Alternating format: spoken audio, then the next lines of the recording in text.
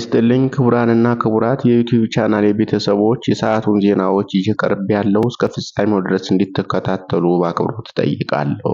ሰብስክራይብ፣ ላይክ እና ሼር ማድረግም እንዳይዘነጋ። በቅድሚያም አበይት ርዕሶቹ። በአፋር ክልል በሰሜን ምስራቅ ኢትዮጵያ የሚገኘው የኃይሊ ጎቢ እሳተ ገሞራ ፈንድቷል። የኢትዮጵያና የኤርትራ ባለስልጣናት የሚሰጧቸው መግለጫዎች፣ የሚያደርጓቸው ንግግሮች ወደ ጦርነት ሊያስገቧቸው የሚችሉ የቃላት ልውውጦች የታጀቡ ናቸው ተባለ። ህወሓት ከመጪው ምርጫ በፊት ህጋዊ ሰውነቱ መመለስ እንዳለበት ገለጸ። ወደ ቀዳሚው ዜና እናልፋለን። በአፋር ክልል ኃይሊ ጎቢ ተራራ ላይ አዲስ የተከሰተው እሳተ ገሞራ። በሰሜን ምስራቅ የኢትዮጵያ የሚገኘው የኃይሊ ጎቢ እሳተ ገሞራ ፈንድቷል። ፍንዳታው ለሰዓታት የቀጠለና ከፍተኛ የጭስና የአመድ ብናኝ ወደ ሰማይ ለቋል። እንደ ድል ሆኖ ግን በአካባቢው ምንም አይነት ጉዳት አላደረሰም ተብሏል። የኃይሊ ጎቢ እሳተ ገሞራ ዳግም መነቃቃት አስገራሚው ክስተት ነበር። ምክንያቱ ደግሞ እሳተ ገሞራው ምናልባትም ላለፉት 12 ዓመታት አንቀላፍቶ ነበር። ምንም እንኳን ከአካባቢው የተገኘ መረጃ አነስተኛ ቢሆንም እሳተ ገሞራው ለመጨረሻ ጊዜ ንቁ የነበረው መቼ እንደሆነ በእርግጠኝነት ማወቅ አስቸጋሪ ነው። ነገር ግን በምስራቅ አፍሪካ ታላቁ የስምጥ ስርዓት ጫፍ ላይ በሚገኘው በዚህ በጣም ንቁ የሆነ እሳተ ገሞራ ክልል ውስጥ እንደዚህ ያሉት ፍንዳታዎችም በእርግጥም ይጠበቃሉ ሲል ተገልጿል። የኢትዮጵያና የኤርትራ ባለስልጣናት የሚሰጧቸው መግለጫዎች፣ የሚያደርጓቸው ንግግሮች ወደ ጦርነት ሊያስገቧቸው የሚችሉ የቃላት ልውውጦች የታጀቡ ናቸው ተባለ። የባህር በር የሌላት የኢትዮጵያ የቀይ ባህር ወደብ የማግኘት ጥያቄ ማቅረቧን ተከትሎ ጦርነት በማንኛውም ጊዜ ሊቀሰቀስ ይችላል የሚለው ስጋት እየጨመረ መጥቷል። የኢትዮጵያ ጠቅላይ ሚኒስትር አብይ አህመድ ለመጀመሪያ ጊዜ በይፋ የባህር በር ጉዳይ የህልውና ጉዳይ ነው ያሉት ከ2 ዓመታት በፊት ነበር።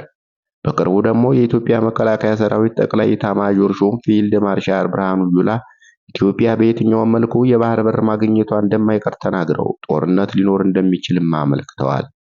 በኤርትራ ስር ከሚገኙ ወደቦች አንዱ የሆነውና ለኢትዮጵያ በቅርብ ርቀት ላይ የሚገኘው የአሰብ ወደብ ከኢትዮጵያ ድንበር 60 ኪሎ ሜትር ብቻ የሚርቅ ነው።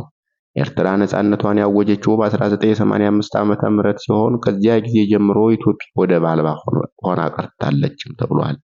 በሁለቱ ሀገራት መካከል በድንበር ይገባኛል ውዝግብ ምክንያት 1990 እስከ 1992 ዓመተ ምህረት ድረስ ጦርነት ተካሂዶ ወደ 100,000 የሚጠጉ ሰዎችም ሞተዋል። ህዝባችን አሁን 130 ሚሊዮን ነውና በሚቀጥሉት 25 ዓመታት 200 ሚሊዮን ይደርሳል። እንዴት ሆኖ የ2 ሚሊዮን ህዝብ ፍላጎት የ200 ሚሊዮን ህዝብ ፍላጎት ይደፈጥጣል ሲሉም ተናግረዋል።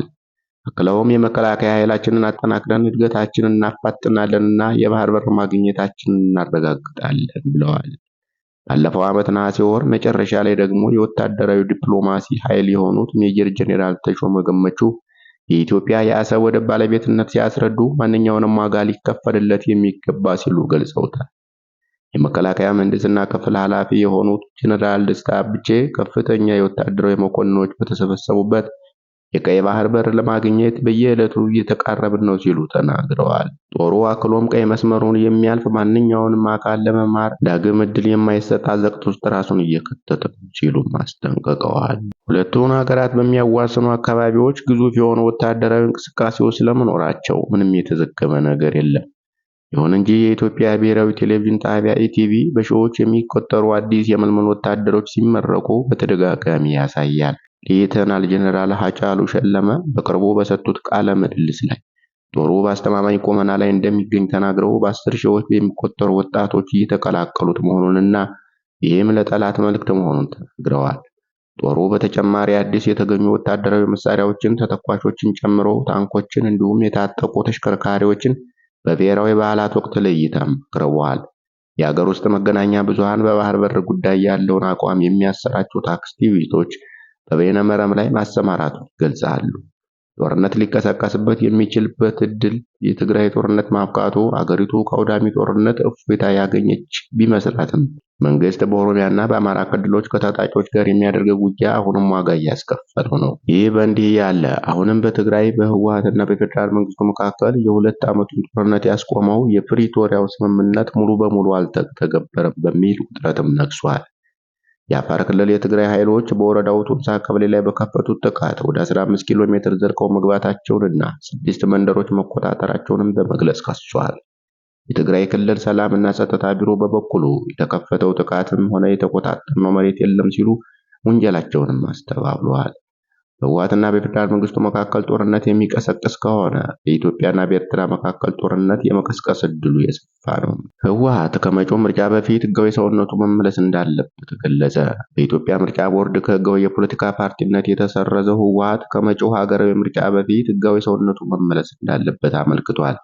የፕሪቶሪያው የግጭት ማቆም ስምምነት ተግባራዊ እንዲደረግ አደራዳሪ አካላት ግፊት እንዲያደርጉ ጥሪ አቅርበዋል።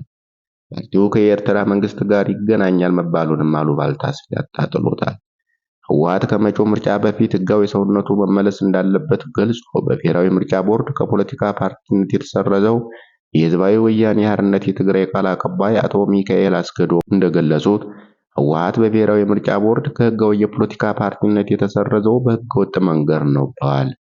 ህወሓት በፕሪቶሪያው የሰላም ስምምነት ከፌዴራል መንግስቱ ጋር አብሮ የፈረመ ፓርቲ ነው ያሉት ቃል አቀባዩ የኢትዮጵያ ብሔራዊ ምርጫ ቦርድ ወይም ፓርቲውን ከህጋዊ የፖለቲካ ፓርቲነት የሰረዘው በህገወጥ መንገድ ነበረም ሲሉ አስታውሰዋል። ውሳኔው ስምምነቱን በመጣስ የተደረገና በፖለቲካዊ መንገድ አላግባብ የተሰራ ነው በማለትም ተችተዋል።